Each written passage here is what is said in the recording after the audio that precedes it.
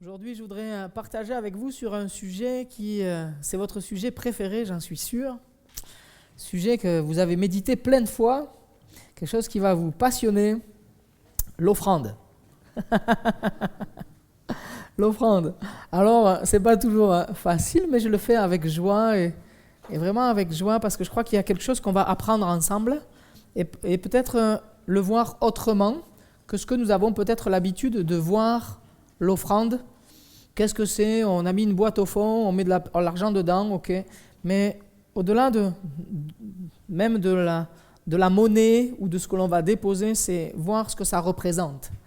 L'offrande, la dîme, qu'est-ce que c'est? Qu'est-ce que c'est? Qu'est-ce que Dieu veut nous faire comprendre à travers cet acte-là? Qu'est-ce que Dieu veut pour nous là? Dans l'Ancien Testament, on parle de dîme et d'offrande. Dans le Nouveau Testament, on voit l'offrande, simplement. On ne voit pas la notion de la dîme véritablement, mais on voit des notions de collecte qui sont là, des offrandes qui sont là. Et on ne veut pas forcément jouer sur les mots, mais voir ensemble ce que Dieu attend de nous à travers cet acte-là. Et on va regarder ensemble dans Lévitique. Dans Lévitique, il va y en avoir beaucoup à afficher. Je veux bien que tu puisses afficher si tu veux bien, chercher en même temps. Aujourd'hui, on va avoir plusieurs textes. Ça va demander du sport dans la Bible ou du sport à Cindy. Lévitique 27, S21. Lévitique 27, il est écrit « Toute dîme de la terre, soit des récoltes... toute dîme de la terre, soit des récoltes de la terre, soit du fruit des arbres, appartient à l'Éternel. C'est une chose consacrée à l'Éternel. » Verset 32. « Toute dîme de gros ou de petit bétail, une bête sur 10 de tout ce qui passe sous un bâton de berger sera consacrée à l'Éternel. » Ça marche pas? C'est pas grave. Donc, la dîme, toutes ces choses-là, il y a une part qui revient à Dieu. Dieu nous a donné des choses et nous donne, et quelque part, il enseigne. Le Lévitique, c'est le livre où il y a toutes les consignes qui sont données au peuple d'Israël pour vivre en harmonie avec Dieu et grandir avec Dieu, se développer, vivre la confiance avec Dieu, apprendre à connaître Dieu. Et il va y avoir là, il leur dit, voilà, vous allez donner une partie de ce que vous avez, vous allez le donner à Dieu en offrande, vous allez le donner. Vous allez le rendre quelque part à Dieu. Et tout commence en fait avec ce que Dieu nous donne. Tout ce que nous avons nous vient de Dieu. Tout ce qui est bon, la Bible nous dit, nous vient du Père des Lumières. Et tout ce que nous avons, quelque part, nous ne croyons pas que nous l'avons gagné simplement nous. C'est moi qui l'ai fait, c'est moi qui l'ai eu, et des fois c'est moi qui l'ai fait. Non, c'est ce que Dieu a permis que tu puisses avoir. Dieu, dans sa grâce, a permis que tu puisses avoir une famille. Dieu a permis, dans sa grâce, que tu aies la santé. Dieu a permis dans sa grâce que tu aies un travail. Dieu a permis que tu aies un salaire. Et merci Seigneur. Merci Seigneur. Et même si tu te tiens à ton travail, oui, mais c'est une grâce de Dieu que d'avoir du travail. Beaucoup n'en ont pas. C'est une grâce de Dieu que de pouvoir travailler. Certains voudraient, ils ne peuvent pas. Pas vrai? On en connaît qui voudraient, mais ils ne peuvent pas. C'est quoi de situation. Et Dieu le sait. Alors regarde ce que le Seigneur fait et ce que Dieu permet pour toi. Il nous encourage, ce texte, à donner la dîme de tout ce que nous avons. Tout. Et on va voir ensemble ce tout, ce que ça représente aussi. Regardez combien Dieu est bon avec nous. Dans Genèse 1, verset 28, il est écrit ceci. Donc, Dieu vient de créer l'homme. Et il est écrit ceci, au verset 27, donc on peut prendre, Dieu créa l'homme à son image. Il le créa à l'image de Dieu. Il créa l'homme et la femme. Verset 28, Dieu les bénit. C'est Dieu qui bénit. Il prend soin de chacun. Il les bénit. Reproduisez-vous, devenez nombreux, remplissez la terre, soumettez-la.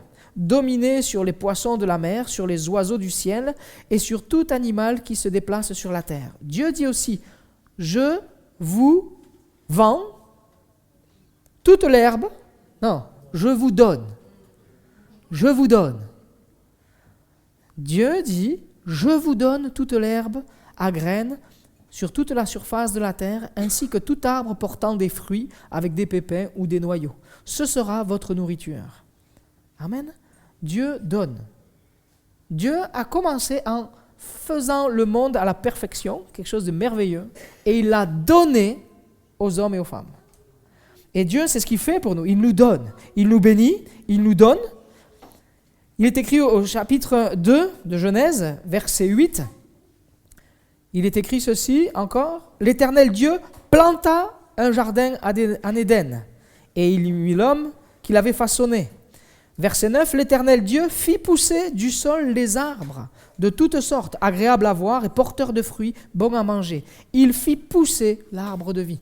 Donc c'est Dieu qui fait pousser. On n'y est absolument pour rien sur tout ce qui quelque part qui est là, même si nous aujourd'hui on va le planter, c'est lui qui fait pousser. C'est un effet de sa grâce. Si le potager de Salvatore a bien fonctionné, c'est une grâce de Dieu. Amen. Parce qu'il a planté, mais sans la puissance de Dieu, ça va pas pousser. C'est Dieu qui permet. Tout ce que nous avons, c'est Dieu qui permet. Et ça nous permet de recaler dans notre esprit qu'en fait, c'est Dieu qui pourvoit en toutes choses pour nous. Dieu pourvoit. Dieu prend soin. Dieu met tout en place pour le bonheur de l'homme et de la femme. Le bonheur de l'humanité. Et Dieu a confié des responsabilités, vous pouvez le lire dans Genèse 2,15, il demande à l'homme de cultiver et de garder le jardin. Il va confier quelque chose que lui a créé, il va le confier à l'homme. Et quand on fait le parallèle, je me dis, si vous croisez un des plus grands créateurs, alors pour les dames, on va prendre quelqu'un de la mode, je ne sais pas qui, Jennifer, peut-être un nom qui te vient à l'esprit, qui ? Gauthier, voilà, croisez Gauthier, il vous confie des belles robes, etc. Est-ce que vous allez faire n'importe quoi avec cette robe ? Vous allez faire attention, surtout qu'il te dit, bon, tu en prends soin, s'il te dit, tu vas en prendre soin, tu vas être là, tu vas dire, oh là, les enfants, vous approchez pas, je vais le mettre dans cette pièce, on va le laisser dans la housse, on va protéger, etc.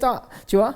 On va en prendre soin. Pour nous, les gars, imaginons que le gars qui fabrique les Tesla, là, nous dit, bon, le dernier prototype, Johnny, je te le confie, tu fais gaffe, d'accord ? Qu'est-ce que tu vas faire ? Les enfants, vous ne vous approchez pas de cette voiture, vous ne touchez pas, etc. On va prendre soin, on va veiller, on va garder.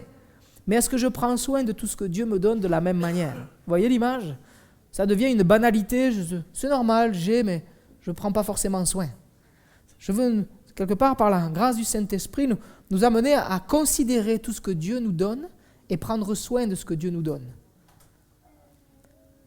Prendre soin de ce que Dieu nous donne. Et on sait que le péché est arrivé dans l'humanité avec Adam et Ève qui ont désobéi et tout a été souillé, tout a été abîmé. Mais Dieu encore dans son amour va prendre soin de l'homme et de la femme. Comment ? Ils s'étaient vêtus juste avec des feuilles et Dieu dans son amour va pourvoir pour eux encore. Et il va prendre une vie innocente, tuer les animaux et couvrir l'homme et la femme pour enlever leur honte. Dieu prend soin de nous. Et c'est ce qu'il fait en Jésus pour chacun de nous. Il enlève notre honte en donnant son Fils Jésus, qui a porté pour nous la honte, porté notre péché, porté tout ce qui nous séparait de Dieu. Il a donné son Fils Jésus pour nous donner d'être réconciliés. Dieu l'a fait en premier. Dieu nous aime. Non seulement à travers la création, nous pouvons le voir, mais nous le voyons encore avec l'acte de donner son propre Fils pour nous. Il prend soin de nous. Il va donner la vie de son Fils pour nous. Dieu nous aime. C'est important de comprendre la base, en fait, de la base, c'est combien l'amour de Dieu est grand pour nous. Et qu'en fait, dans ce que je vais donner au Seigneur, c'est simplement un acte de reconnaissance. Ce que je vais apporter au Seigneur, c'est un acte de reconnaissance. Dieu ne nous a pas abandonnés. Dieu n'a pas abandonné Adam et Ève parce qu'ils ont péché. Mais bien au contraire, il est allé les chercher. Et il les a cherchés dans le jardin. Mais t'es où, Adam ? T'es où ? Dieu va insister. Et Dieu insiste. Et a insisté pour chacun de nous, ici présents, combien de fois ? Pour certains, je me souviens de notre sœur et notre frère, monsieur et madame Leblanc, qui disaient, à l'âge de 70 ans, 71 ans, vous avez rencontré le Seigneur. 72, voilà, c'est dans ces eaux-là. Mais pourquoi je ne l'ai pas connu avant ? Dieu a insisté pendant presque 72 ans pour notre frère. C'est pas merveilleux ? La grâce de Dieu insiste encore aujourd'hui. Il a insisté encore aujourd'hui, jusqu'à ce que le cœur puisse le rencontrer et comprendre. Pour ceux qui ont compris plus tôt, merci Seigneur. Pour ceux qui n'ont pas encore compris, ouvre ton cœur. Ouvre ton cœur. Dieu te cherche, Dieu veut te bénir. Dieu veut prendre soin de toi. Et quand même le peuple d'Israël va, à chaque fois, vous lisez, vont se détourner, ils sont libérés de l'Égypte et puis ils râlent. Ils sont jamais contents, ils sont toujours en train de râler. Il y en a des râleurs dans la salle ? Hein, on est des râleurs, ouais, on est des râleurs. Hein. Vous osez pas pour certains lever la main, mais je sais que vous râlez. Hein. On est des râleurs. On n'est jamais content, ça va pas assez vite. Il fait trop chaud, il fait trop froid, il pleut trop, il y a ceci, il y a cela. Le travail, tatati, tatata, ça va jamais. Mais combien de fois le peuple, même lui, a fini par se détourner du voie du Seigneur. Et des fois, de râler, ça peut nous détourner aussi de ce que le Seigneur a pour nous. Veillons sur ça, petite parenthèse, et je referme très rapidement. Mais à chaque fois que le peuple s'est détourné, Dieu est allé le chercher, encore, et a pris soin. Et nous, combien de fois nous nous sommes détournés et que Dieu est venu nous chercher. Sa fidélité est grande. Nous avons un Dieu d'amour, un Dieu de grâce, un Dieu de bonté, un Dieu de miséricorde, un Dieu qui est patient. Ça, je veux le rappeler à mon âme. Et je veux amener la reconnaissance à mon cœur. L'offrande pour Dieu, ou la dîme, c'est un moyen pour l'homme de se rappeler de tout ce que Dieu a fait pour lui. Combien Dieu a pourvu. Combien Dieu a pourvu. Ce que tu as dans ton assiette, peut-être que tu es allé travailler, mais Dieu a permis que tu puisses l'avoir. Le toit qu'il y a sur ta tête, même si des fois tu dis c'est trop petit ou c'est pas confort, Dieu a permis que tu passes pas la nuit. Aujourd'hui, il a fait -4 ou peut-être davantage. Tu as été à l'abri. Seigneur, ça, je veux le mesurer. Je veux mesurer ça. C'est un moyen pour nous d'emporter l'offrande ou la dîme. C'est un moyen pour nous de proclamer notre amour au Seigneur. De lui dire, ok, ta provision pour moi est grande. Ouais. Tu m'as amené encore à la liberté, au salut. Tu m'as donné la vie éternelle. Dans le culte, nous avons les temps de louange. Nous avons les temps de chant. La louange par le chant ou par la prière. Nous avons l'adoration à travers le chant ou à travers la prière. Nous partageons le pain et le vin. Nous partageons le temps de la prédication. Mais il y a aussi le temps de l'offrande, fait pleinement partie du culte. Je viens adorer le Seigneur avec ce que je lui donne. Et c'est plus juste je mets dans la boîte vite fait avant de partir. Mais on va voir aussi ce que nous enseigne la Bible. Ce que Dieu nous enseigne à travers sa parole sur l'offrande et sur la dîme. Ce n'est pas juste mettre dans l'enveloppe une partie de ce que j'ai pu préparer. Ok, je le mets, c'est terminé. Non, il y a un acte de reconnaissance au Seigneur. Mesurons ce que ça fait. Mesurons qu'est-ce que Dieu attend à travers ce que peut-être je peux mettre. Je prends cette enveloppe ou le mettre directement. Qu'est-ce que Dieu veut faire?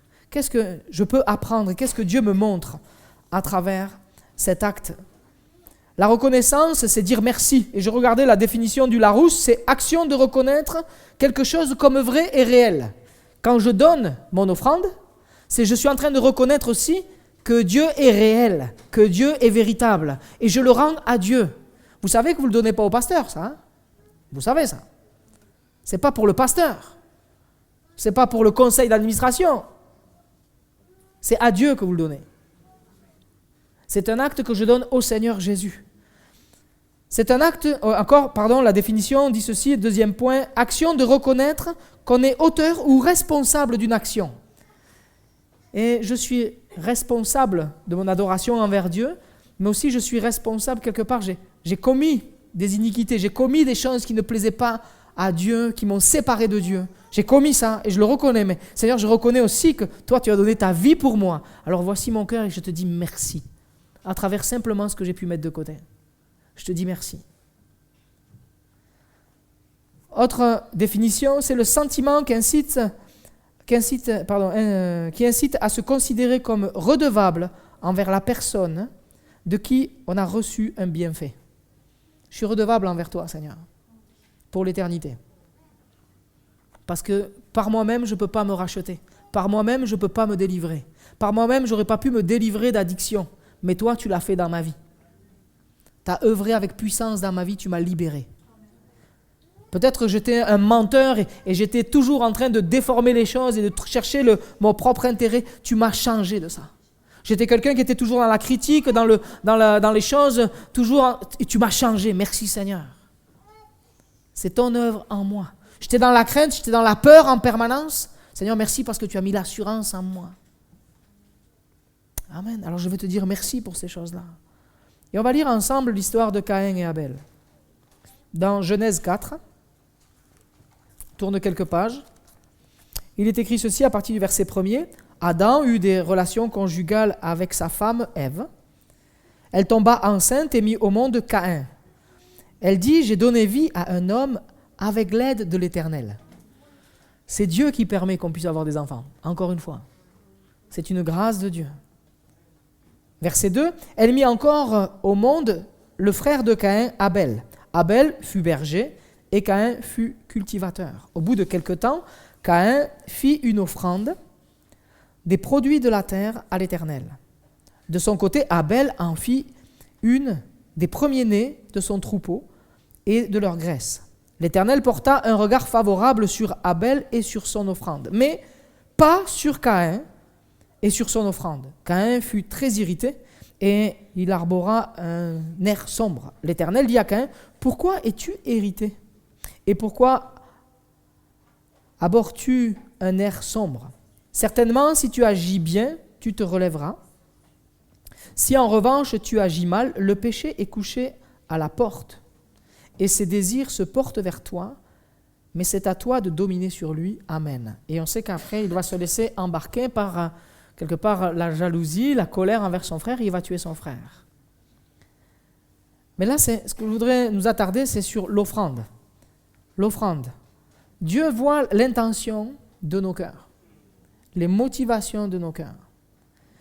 Caïn va donner une offrande, Abel va donner une offrande. Pourquoi Dieu accepte l'offrande de Abel et pas celle de Caïn? Pourquoi? Eh oui. Il y a le côté prémisse ou reste. Qu'est-ce que je donne à Dieu? On va le voir ensemble. Dieu voit non seulement l'attitude de mon cœur quand je donne, quand je mets dans cette enveloppe, il voit comment je le fais. Mais il voit également qu'est-ce que je mets dedans. Qu'est-ce que je mets à l'intérieur? Est-ce que, comme il est écrit, au bout de quelque temps, je donne quelque chose? Au verset 3 ou au verset 4, Abel en fit une quelque part avec les premiers-nés, avec les prémices. Et je vais vous expliquer cela.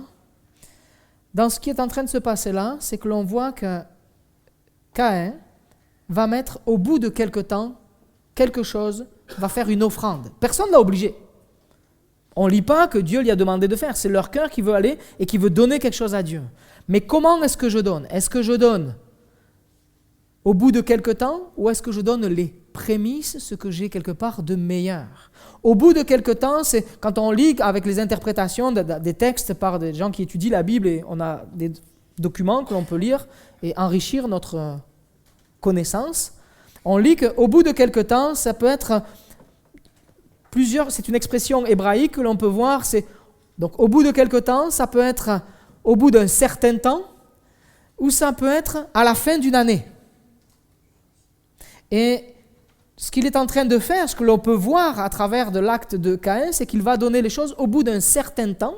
Il va donner peut-être au bout de la saison, à la fin de la saison, ou au bout d'un moment qu'il ait commencé à travailler pour lui, qu'il ait fait la récolte, il va dire « Ah oui, je vais en donner une partie à Dieu ». Et Abel va faire l'inverse, c'est les premiers-nés, c'est-à-dire qu'à peine l'agneau va être là, le petit de ce bétail va être là, il va le donner. Est-ce que je donne? Pour nous, quelque part, le message sur l'offrande et la dîme de ce matin, qu'est-ce que je pourrais retenir? C'est est-ce que je donne les restes ou est-ce que je donne les prémices à Dieu? Pour nous amener ensemble à réfléchir et à comprendre l'acte spirituel qu'est l'offrande. Est-ce que je donne les prémices ou est-ce que je donne les restes? Et Caïn, en donnant les restes,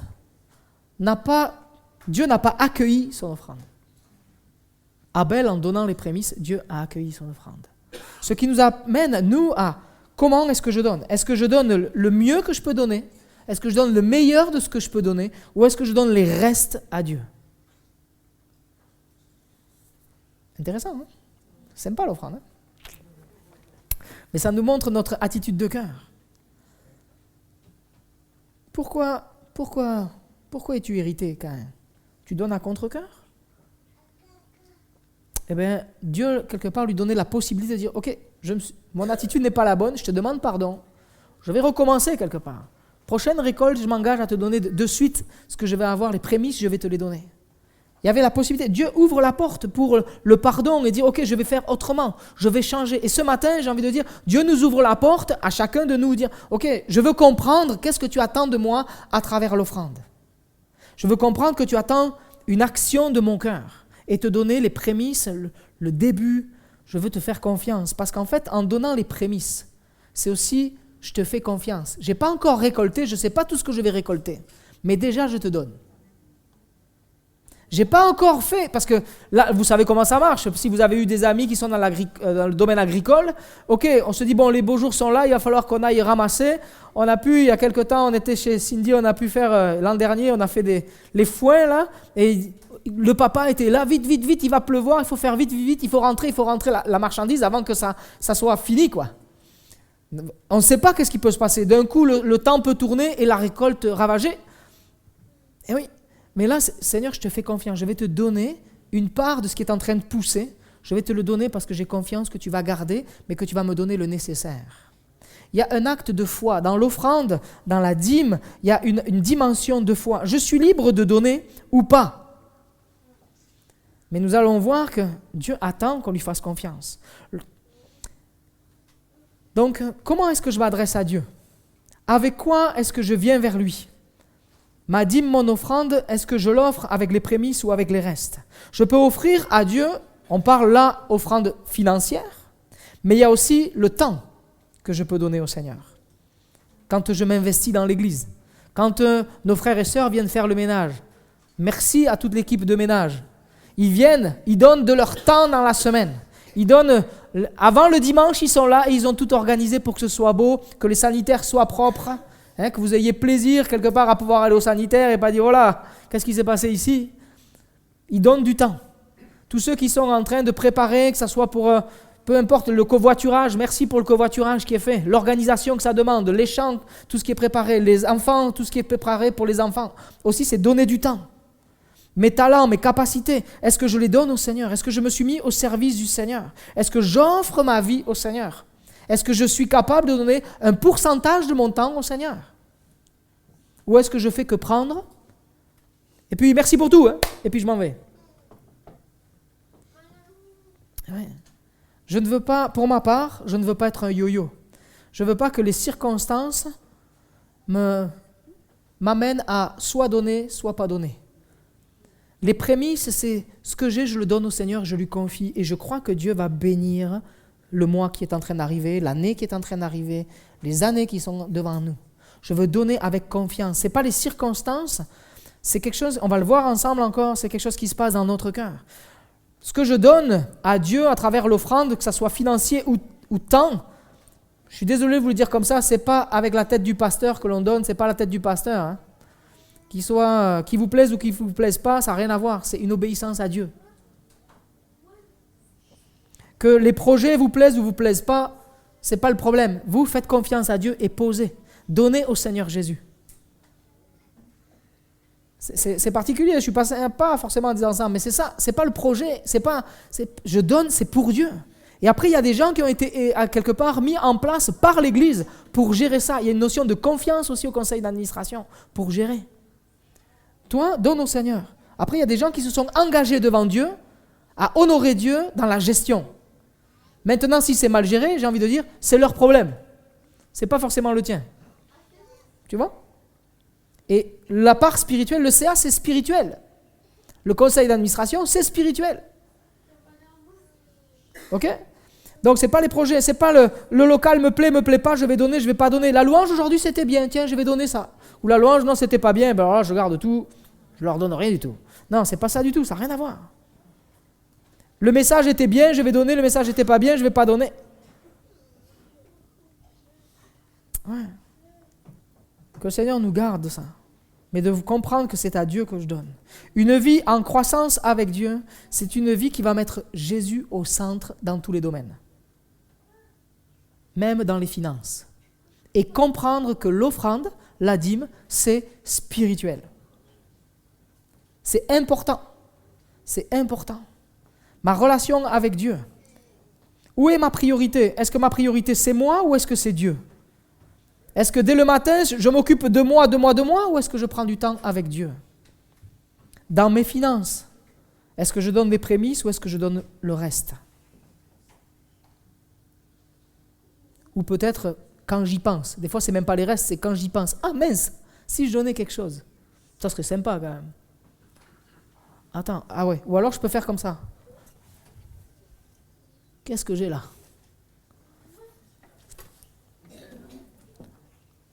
Ah, ben je vais mettre ça. J'ai 3 pièces, je vais les mettre. On n'est pas dans le denier du culte. Hein. Ça, c'est la culture catholique où je prends ce que j'ai au fond de la poche et je le mets. C'est pas ça du tout, quoi.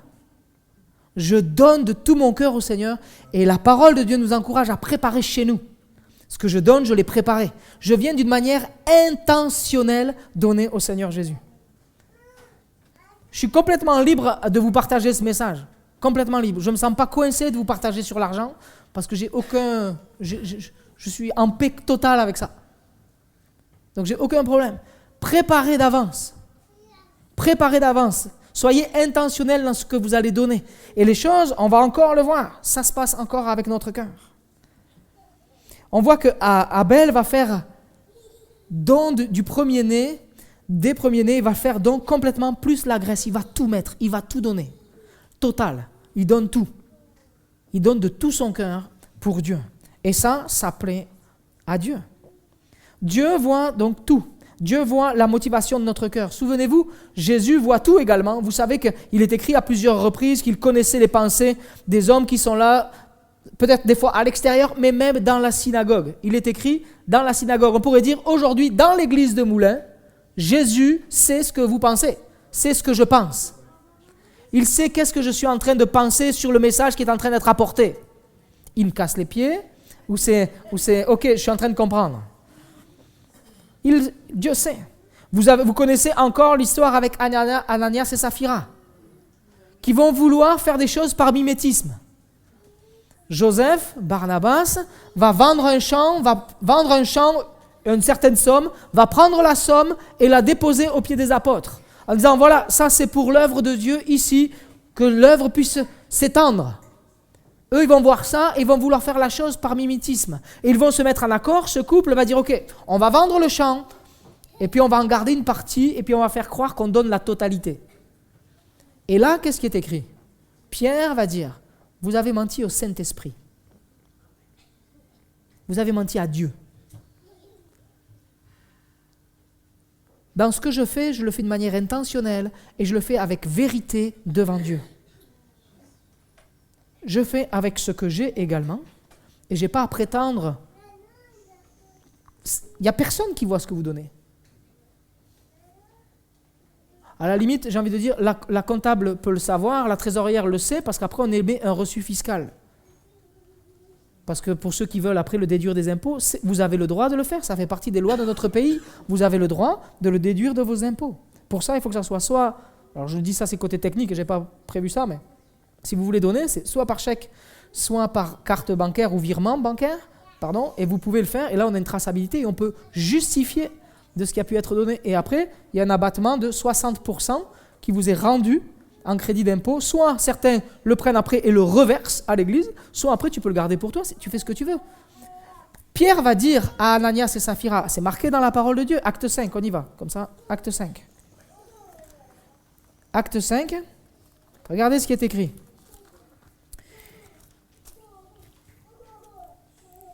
Pour voir la liberté que nous avons, important de savoir que nous sommes libres. Libres.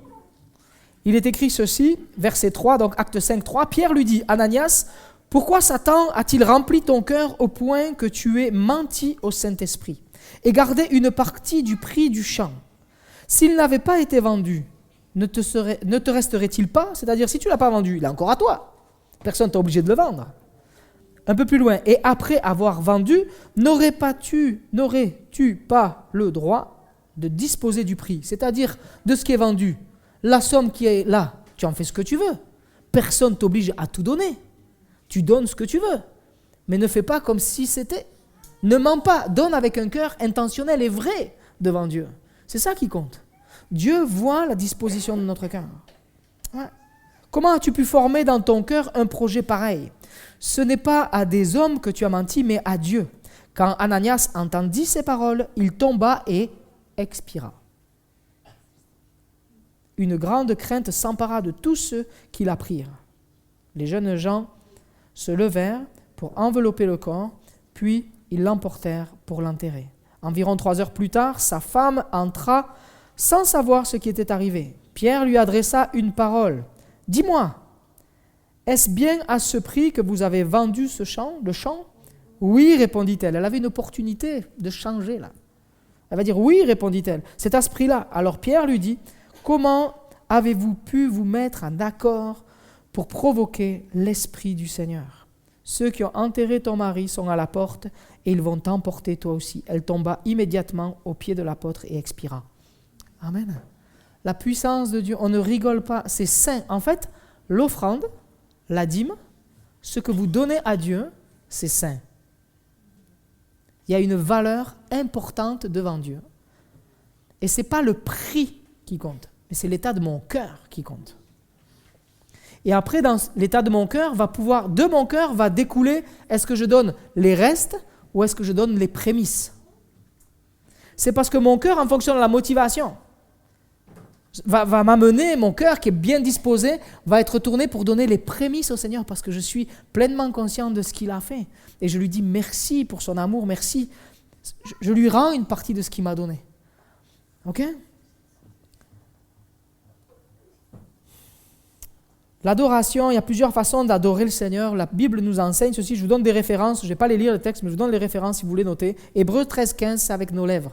Quand on est dans l'assemblée, avec les lèvres, on élève de nos bouches. Quand on prie, on offre une offrande au Seigneur. Avec notre être, avec notre corps, dans Romains 12:1, offrez votre corps comme un sacrifice vivant, sain et agréable à Dieu.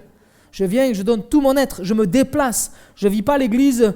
Alors des fois, voilà, à distance, ça peut être bien en temps de Covid. Des fois, ou en réunion de semaine, il peut y avoir une occasion, je ne peux pas me connecter, on aurait les deux, pourquoi pas ? Mais si je suis amené à vivre la vie, la communion ensemble et venir me déplacer, vivre ensemble, quand c'est possible. Hein. Il y a des gens qui sont cloués au lit par la maladie, ils ne peuvent pas, on le comprend très bien. Mais comprenez bien que quand on peut, je viens participer à cela. Avec l'offrande de mon service dans Colossiens 3, 23-24, c'est tout ce que vous faites, faites-le de tout votre cœur. Comme si c'était pour le Seigneur, je lui donne au Seigneur. Mais aussi, on va lire ensemble dans Proverbes 3, 9 et 10.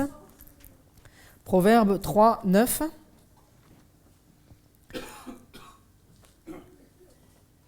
Nous croyons que la Bible est inspirée. Vous êtes d'accord avec ça ? Jusqu'à aujourd'hui, on a toujours dit ça. Vous êtes d'accord avec ça ? Il est écrit ceci dans Proverbes 3, 9. « Honore l'Éternel avec tes biens et avec le premier de tous tes produits. Alors les greniers seront abondamment remplis. Alors tes greniers seront abondamment remplis et tes cuves déborderont de vin nouveau. » Amen. Une image pour nous montrer l'abondance de Dieu. Quand je fais confiance au Seigneur, l'offrande, bien-aimé, c'est un acte de foi et un acte de confiance. Parce que si vous décidez dans votre cœur de dire « Ok, je vais donner au Seigneur. À partir d'aujourd'hui, je m'engage à donner au Seigneur. » Je peux te garantir que dans les semaines qui vont arriver, tu vas être éprouvé. Je vais vous partager mon expérience.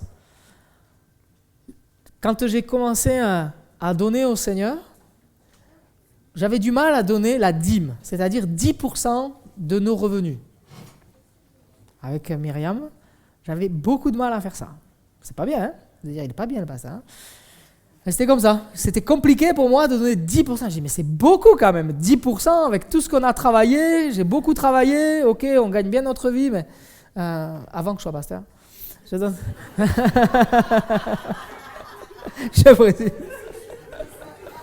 Je disais, c'est quand même beaucoup ce que tu nous demandes. Hein? Moi, j'imagine ceux qui sont avec des postes un peu élevés dire, oh là, je sais ce que c'est. Et tu dis, ça fait beaucoup ce que tu nous demandes.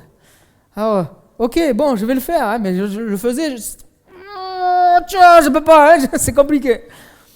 Et quand je le faisais, il nous arrivait des galères financières en disant, mais c'est pas possible. Il y a tout pour nous empêcher de donner au Seigneur. Et, un truc avec la voiture, un truc que tu n'avais pas prévu, une dépense, un machin. Mais en fait, quand on fait confiance au Seigneur, alors que même si c'est compliqué, ce que j'ai résolu dans mon cœur de donner, on va le lire ce texte, ce que j'ai résolu dans mon cœur de donner, honore-le. fais-le. Parce que Dieu va bénir. Dieu va pourvoir. Psaume 27 ou 37, je ne sais plus, qui nous dit que j'étais jeune et j'ai vieilli, mais je n'ai jamais vu le juste mendier son pain, manquer, ou même sa postérité mendier son pain. Quelque chose dans ce style-là. Dieu est fidèle. Si moi je suis fidèle dans ce que je fais, si je vais au bout dans ma démarche de foi, Dieu est fidèle. Quantité de provisions divines. Vous pourriez en parler les uns et les autres, vous pourriez le dire. Dieu a pourvu à tel moment dans ma situation de vie. Dieu a pourvu à tel moment. Je pense à nos bien-aimés, et je me permets avec Gérardo et Oudi. Ils sont arrivés, ils n'avaient que quelques valises. Aujourd'hui, ils ont un appartement avec le confort dedans, par la grâce de Dieu. Pas vrai, ma soeur? La grâce de Dieu, la provision. La provision. Engagez-vous envers le Seigneur et vous allez voir cette promesse. C'est une promesse qui est écrite là. Honore l'Éternel avec tes biens, avec les prémices de tous tes produits. N'enlevez pas les mots qui sont écrits là. De tous tes produits. Tous tes produits. Qu'est-ce qui rentre chez toi? Qu'est-ce qui rentre chez toi comme argent? Comptez tout ce qui rentre et donnez une part au Seigneur de ça. Ça va changer beaucoup de choses. Ça va changer beaucoup de choses. Ça nous amène à la confiance au Seigneur. Tous nos produits. C'est-à-dire que, quelque part, quand vous avez vos colonnes sur vos caisses, sur vos comptes, je ne sais pas comment vous faites, vous avez toutes les rentrées, vous avez les sorties. Dans tout ce qui rentre, je vais te donner une partie de tout ça. Pas forcément juste de mon salaire. Mais on a peut-être des avantages avec l'APL, avec peut-être les allocations pour les enfants, etc. Je vais aller jusqu'au bout du raisonnement ce matin. Il y a peut-être tout ça. Et ça, en fait, c'est tout ça qui rentre. Et quand je compte tout ça, je donne une part au Seigneur. Les calculs ne sont pas les mêmes. De tous nos produits. De tous nos produits. Que le Seigneur puisse cheminer dans nos cœurs. Méditez ça, réfléchissez à ça. Et puis il y a un pas de foi. On va lire maintenant dans Corinthiens. 2 Corinthiens.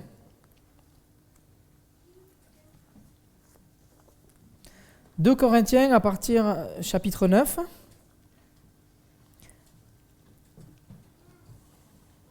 Verset 6. Il y a une collecte qui est en train d'être préparée pour les chrétiens de Jérusalem. Et on sait que les Corinthiens est écrit par Paul. Il dit ceci, sachez-le bien, verset 6, 2 Corinthiens 9, 6, sachez-le bien, celui qui sème peu, moissonnera peu. Celui qui sème abondamment, moissonnera abondamment. Jusque-là, vous le savez, c'est tout à fait logique. Celui qui a un champ et qui va semer sur tout le champ, il va ramasser plus que celui qui va juste faire dans une parcelle.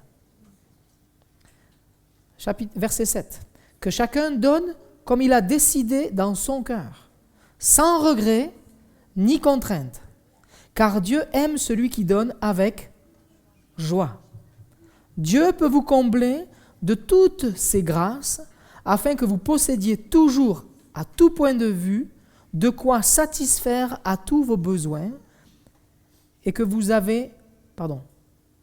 ayez encore en abondance, pour toute œuvre bonne. Amen. Comme il est écrit, il a distribué ses bienfaits, il a donné aux pauvres, sa justice subsiste à toujours. Amen. Dieu pourvoit, Dieu est fidèle. Et nous sommes appelés à donner avec ce que nous avons décidé dans notre cœur. Qu'est-ce que vous décidez de donner? Personne n'a à vous imposer quoi. Simplement, osez prier. Mais si vous priez, vous allez entendre la voix de Dieu qui va vous dire ce que vous devez donner. Et après, c'est, est-ce que j'obéis à ce que Dieu a dit? Ça va loin, hein? Je vais demander au Seigneur, le Seigneur va déposer dans notre cœur et va m'amener, et va me montrer. Et moi, je crois qu'il peut vous montrer la somme à donner, l'engagement à donner, l'engagement à prendre envers lui, mais aussi envers l'assemblée. Je donne sans regret, je donne sans contrainte, je donne avec joie. Dans 2 Corinthiens 8, versets 13 et 15, regardez ce qui est écrit pour nous amener à être...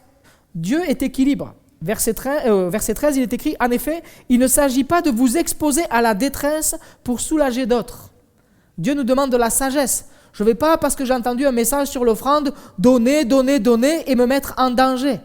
Ce n'est pas ça que Dieu vous demande. Mais il va peut-être pousser le curseur jusqu'à un pas de foi aussi. Et ça, je crois que c'est les règles du royaume de Dieu. C'est donner jusqu'à un pas de foi. Peut-être qu'il faudra, dans ton cœur, tu vas avoir dans ton cœur cette sensation, cette pensée, ok, en fait, quand je vois ce que j'ai, je pourrais donner ça, je vais le faire. Honore Dieu avec tes biens et Dieu va bénir. Dieu va bénir. Ok, je donne avec foi. Je donne et sans me mettre en danger, mais à un moment donné, il va y avoir le cap de la foi à franchir. Je veux faire ce pas de foi envers le Seigneur. Et quand je dis, je le fais devant le Seigneur. Je ne tarde pas à accomplir ce vœu. L'argent n'est pas mauvais en soi. Un autre point que je voulais voir avec vous. L'argent n'est pas mauvais. Mais c'est notre rapport avec l'argent qui peut être mauvais. L'argent n'est pas mauvais. Mais c'est notre rapport qui peut être mauvais. Quand j'en ai beaucoup, je peux avoir honte d'en avoir beaucoup. Quand j'en ai pas beaucoup, je peux avoir honte de ne pas en avoir assez. Non. Seigneur, c'est toi. Et tu nous demandes d'être des gestionnaires. Il nous dit que nous sommes des gestionnaires et intendants des diverses grâces. Et dans ces diverses grâces, il y a aussi l'aspect financier qu'il nous a donné et qu'il vous a confié. Il y a les dons, les talents, tout ce qui peut nous donner d'une part spirituelle qui est de lui, quelque part, j'ai envie de dire, surnaturel. Les dons, les charismes, ce que nous avons donné, nos capacités, nous sommes responsables de les faire fructifier. Mais il y a aussi la partie financière. Dans les grâces, il y a toutes les grâces, il y a tout ce que Dieu nous donne. Les diverses grâces. Et Seigneur, je veux être bien conscient de ça et je veux te donner comme tu me le demandes. Ce qui est mauvais, c'est quand je suis là avec l'argent et que j'ai un mauvais rapport et il domine ma vie. Et je rentre dans la peur de manquer. Seigneur, je ne veux pas vivre ça. Je veux te faire confiance. Je veux être sage dans ma gestion. Je veux être un bon intendant. Mais je veux exercer avec foi aussi. Et je veux te donner la part qui te revient.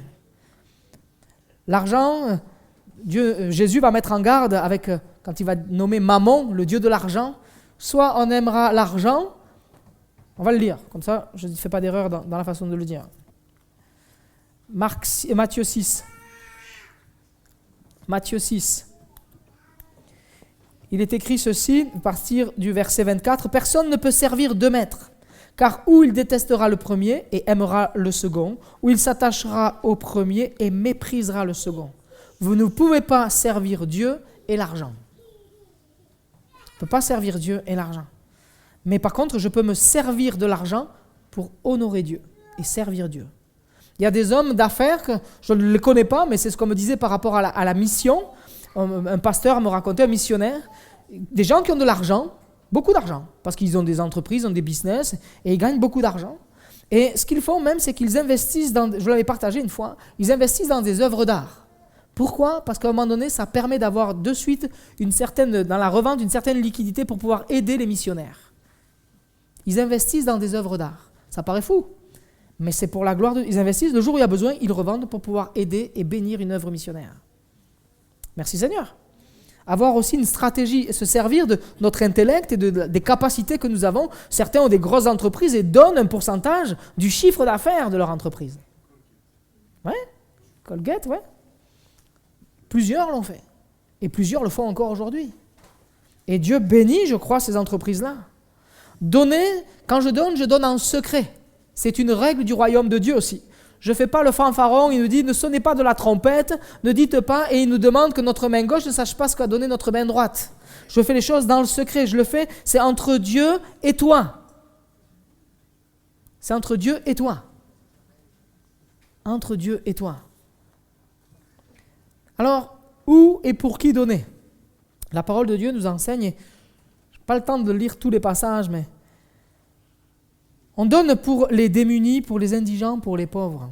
Ce qu'on met dans le tronc, qui peut arriver dans le tronc ici, l'offrande, avec le conseil d'administration, nous sommes engagés à reverser une somme, et vous le savez parce qu'on le dit en Assemblée Générale, à l'AEP, qui est une action aux Saintes Assemblées de Dieu, une œuvre pour aider les chrétiens qui sont persécutés ou les chrétiens qui vivent des catastrophes, comme je vous l'ai partagé sur Signal. Il y aura un tronc qui sera mis à la sortie aussi pour l'AEP. Et nous, on donne une part. On donne à l'action missionnaire. On a pu faire aussi des fois des actions pour Rescoff. Oui, on avait fait un appel aux dons à un moment donné. Donc eux, l'action missionnaire va donc seulement partager l'évangile, mais aussi aider, soutenir ceux qui sont dans le désespoir, aider pour des écoles, aider pour des écoles bibliques, mais aussi des écoles où on apprend à lire le français, toutes ces choses-là. On vient aider les pauvres. On vient aider ceux qui n'ont pas, ceux qui sont dans le besoin. Rescoff, on a pu participer, et on fera un rapport dans quelques temps avec Cindy, sur tout ce qu'on a pu partager là-bas quand on était au Cambodge par rapport aux maisons des veuves et des orphelins. On a pu aider. L'argent qui est recueilli ne reste pas là, part pour aider. Il y a une part aussi pour annoncer l'évangile. Dans Acte 13, on donne là, et on va bénir, on va envoyer, on va permettre, on envoie même des hommes et des femmes pour servir, pour annoncer l'évangile. Et l'argent qui est récolté nous sert, nous, ici à Moulins, pour annoncer l'évangile, payer les actions d'évangélisation, payer ce lieu, ce local, payer les factures d'électricité et tout. Pourquoi ? Pour annoncer l'évangile. Plusieurs ont entendu l'évangile dans ce lieu et se sont convertis. Vous pouvez lever la main, ceux qui ont entendu l'évangile ici et qui se sont convertis ? Ouais. Jason, t'entends ou pas ? Ah. Toi aussi, tu t'es donné au Seigneur ici. Amen. Il y en a d'autres. Amen. Et oui, donc c'est un endroit pour cela. Les offrandes, la dîme sert aussi pour ceux qui sont, entre guillemets, le ministre du culte, le pasteur. Et oui, il y a une part de ce qui est mis là-dedans. Tout ne vient pas pour moi, mais il y a une part, je suis indemnisé. Alors je ne dis pas que je suis salarié, parce que je ne suis pas salarié de l'église, parce que je n'ai pas de contrat de travail. On n'est pas salarié. Par contre, j'ai une indemnité de culte. C'est-à-dire que vous avez fait le choix et vous avez accepté en Assemblée Générale de me prendre comme pasteur ici, et avec ma famille, et de m'indemniser, me donner une somme pour que je puisse, moi, travailler à 100% pour l'église et pouvoir dégager, vous m'avez dégagé du temps pour pouvoir vous servir, en fait. Comprenez ? Ce n'est pas un salaire. C'est une indemnité. C'est-à-dire que vous avez dit, OK, on va mettre à part, on met une somme là qui va permettre que le frère puisse là, se consacrer 100% avec sa famille, puisse se consacrer 100% pour l'œuvre ici et pour développer. Ça sert à ça. C'est ça. C'est comme ça, au moins, les choses sont claires. Vous savez où va l'argent et comment ça fonctionne. Je ne peux pas vous lire, c'est trop tard pour vous lire tous les... Mais je peux vous donner des textes. 1 Timothée 5, 17 ou Luc 10, 7. Et 1 Corinthiens 9, 6 à 14 aussi nous encourage. Paul va expliquer que c'est normal que l'on puisse avoir une indemnité. OK ? Alors, combien donner ? Moment crucial. Combien donner ? Combien donner ?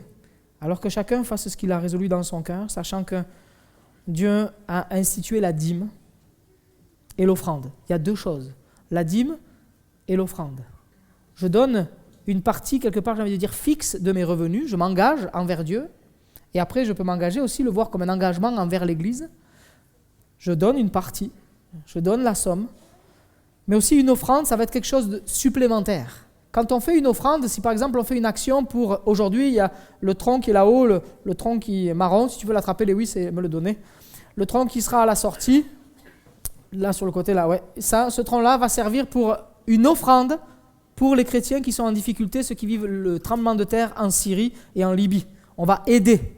Et vous mettez ce que vous avez résolu dans votre cœur de donner. Je vous ai envoyé un message, je vous ai donné le courrier, et si vous l'avez lu, tant mieux, vous ne l'avez pas lu, comme vous voulez.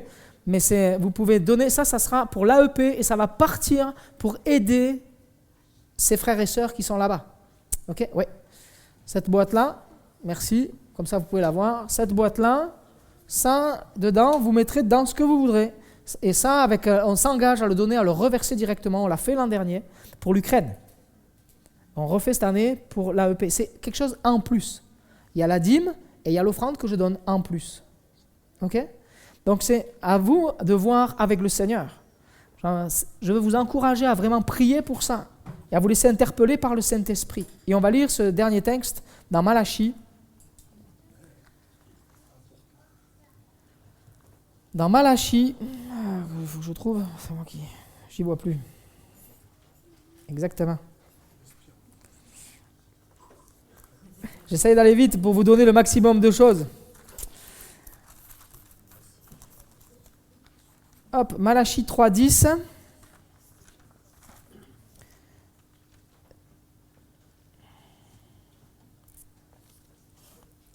Même on va prendre à partir du verset 8.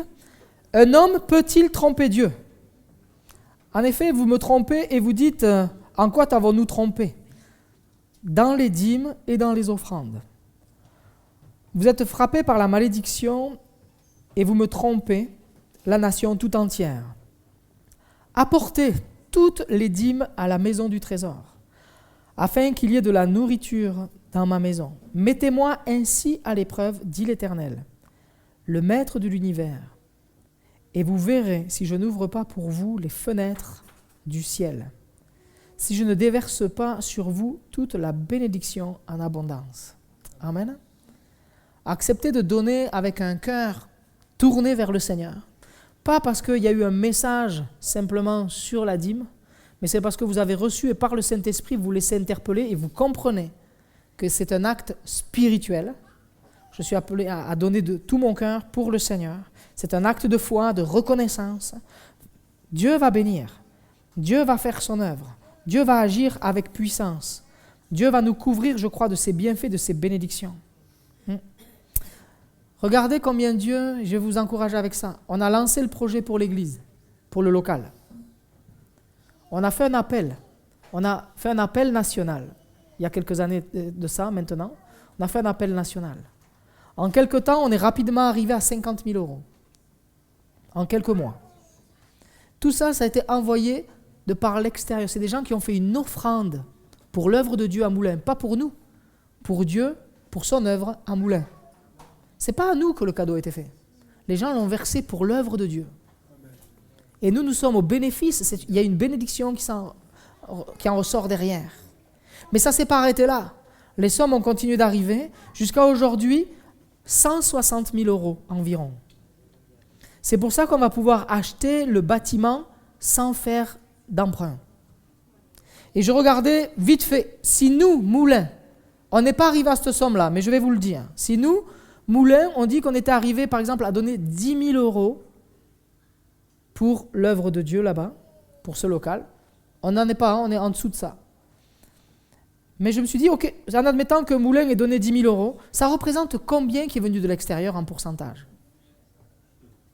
94%. 94% du bâtiment a été pourvu par Dieu, par des gens de l'extérieur. Vous voyez les bénédictions de Dieu? La grâce de Dieu? Ça nous permet de voir que Dieu aussi s'occupe de chacun de nous. Dieu prend soin de son Église et nous sommes l'Église. Nous sommes les pierres vivantes de son Église. Dieu va prendre soin de toi, de ton foyer, si tu le mets lui en premier dans tous les domaines. Alors je vais terminer avec cette question. Est-ce que c'est des restes ou des prémices que j'apporte au Seigneur aujourd'hui? Jusqu'à aujourd'hui, qu'est-ce que j'ai amené au Seigneur? Je veux t'interpeller de la part du Seigneur pour que tu puisses mesurer. Et je donne ce que j'ai préparé dans mon cœur. Il y a cette histoire que l'on peut lire de Jésus dans le temple, va voir cette dame donner 2 pépites, 2 petites pièces qui sont de rien du tout. Pour les gens, c'est vraiment rien du tout. Peut-être moins d'1 centime d'euro, tu vois. On se dit, c'est dérisoire. Pour Jésus, ça avait beaucoup de valeur. Il va dire, c'est plus que tous les autres. Elle a donné bien plus que tous les autres, parce qu'il a vu son cœur. Elle a donné de manière intentionnelle, elle avait préparé, et elle l'a donné, et elle l'a honoré, elle l'a fait avec confiance, elle l'a fait avec foi. Et il est écrit qu'elle a donné de son nécessaire pour honorer Dieu, pour l'œuvre de Dieu. Que notre cœur soit imprégné de ça. Seigneur, je veux te donner les prémices pour t'honorer dans mon temps, dans mon implication, mais aussi dans mes finances. Je veux te mettre en premier. Je veux te mettre en premier.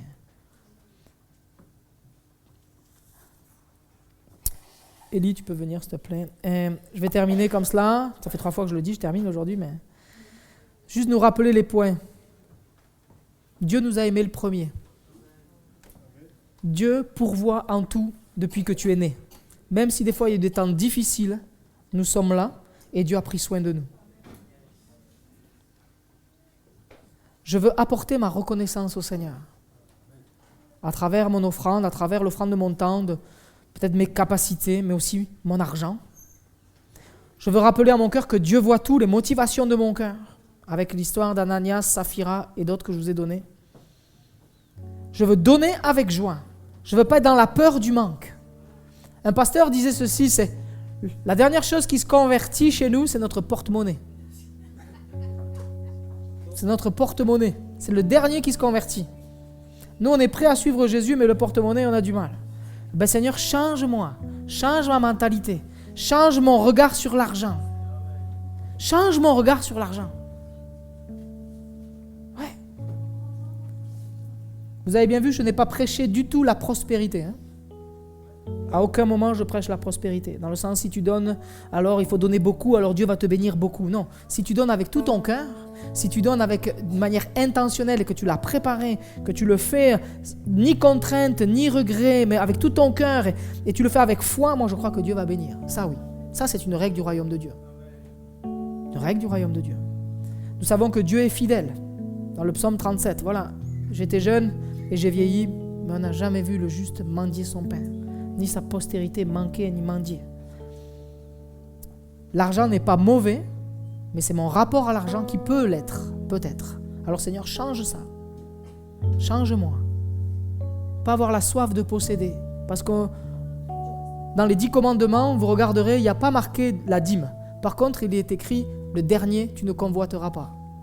Et des fois, l'argent, on le garde pour pouvoir quelque part avoir ce qu'on a convoité. Je n'ai pas eu le temps de tout vous donner, mais j'avais réfléchi pensé à beaucoup de choses pour nous. Je veux donner dans le secret, dans le respect. Je veux me rappeler que, oui, la dîme, ok, c'est pour les démunis, les pauvres, les indigents, pour annoncer la bonne nouvelle et même aussi pour rémunérer. Si on était une équipe pastorale, s'il y avait 10 pasteurs, eh bien on payerait les 10 pasteurs par la grâce de Dieu. Ça permettrait de payer de quelque part et de pouvoir indemniser. Alors, combien est-ce que je vais donner? Chacun le regarde dans son cœur. Dieu nous a bien clairement montré que les prémices, je donne la dîme de ce que j'ai. Et je veux offrir au Seigneur. Amen. Alors on va prier dans ce sens-là, si vous êtes d'accord avec ça. Et peut-être que vous avez besoin que votre cœur puisse changer. Je ne dis pas que vous êtes des mauvais, je ne dis pas qu'on est mauvais. Je dis peut-être qu'on a besoin de changer et que notre rapport a besoin de changer avec l'argent et comprendre qu'est-ce que c'est que la dîme, qu'est-ce que c'est que l'offrande. Merci aussi pour votre fidélité depuis plusieurs années et nous avons vu la progression se faire sur 5-6 ans. Mais nous voulons avancer, continuer. Et les choses se font aussi par le moyen de la finance. Et que le Seigneur nous conduise et nous donne de donner d'une manière régulière. Je vous encourage à être régulier dans ce que vous donnez. Engagez-vous devant Dieu et demandez à Dieu de vous donner de la force de pouvoir aller au bout de votre engagement. Amen. Est-ce que vous voulez bien qu'on se lève ensemble et on prie pour ça? Que le Seigneur nous conduise dans la gestion et de l'aimer lui et d'aller jusqu'à manifester notre amour dans nos finances. Seigneur, merci pour ta parole. Merci parce que tu nous encourages à travers les Écritures. Et nous savons que la Bible est inspirée de toi et tu nous montres comment vivre une vie équilibrée. Une vie, j'ai envie de dire, réussie avec toi. C'est te placer en premier et t'apporter vraiment tout notre cœur. Faire les choses avec notre cœur d'une manière intentionnelle. Seigneur, je prie pour que tu nous donnes d'être des hommes, des femmes intentionnels avec toi, dans notre amour pour toi.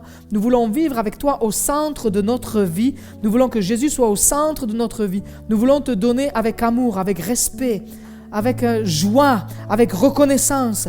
Nous voulons le faire avec ferveur. Je veux le faire dans la joie pour toi. Seigneur, merci parce que tu es celui qui nous garde. Et je prie pour que tous ceux qui ont ce matin reçu cette parole pour les encourager dans la dimension d'apprendre à donner autrement. Seigneur, apprends-nous à te faire confiance, même dans nos finances. Apprends-nous à te placer en premier dans nos finances, à t'honorer à travers nos finances. Seigneur, et nous croyons, comme tu le dis dans ta parole, que tu vas ouvrir les écluses du ciel et tu vas faire abonder ta bénédiction sur chacune de nos vies.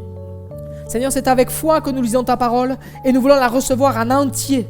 Recevoir le salut, mais aussi recevoir les directives pour marcher dans l'épanouissement avec toi. Et je crois que tu viens nous libérer aussi de ce qui pourrait être des fois pour certains, ou pour peut-être que certains sont coincés avec ça et ont du mal avec l'argent et c'est difficile. Et il y a un côté où il y a la peur de manquer. Je prie pour qu'il y ait plus de peur, mais qu'il y ait la confiance. Je prie, Seigneur, pour qu'il y ait de la libéralité dans le cœur et ne pas se sentir attaché à la finance, mais exercer la libéralité, donner avec joie pour ton œuvre et le faire avec foi. Je prie pour que tu nous bénisses, que tu fasses grandir ton Église, que tu fasses grandir chacun des frères et sœurs dans la foi, dans la gestion, dans leur propre vie, mais aussi que tu fasses grandir notre assemblée. Nous prions pour une saine gestion de l'Église, afin que nous puissions, Seigneur, employer ce qui est donné pour toi. Et donne-nous les capacités avec le conseil d'administration de gérer pour ta gloire, de le faire avec foi et de le faire avec fidélité, avec un engagement total pour toi. Merci pour ta bonté, merci pour ta grâce. À toi l'honneur et la puissance. Amen. Amen. Alléluia. Amen.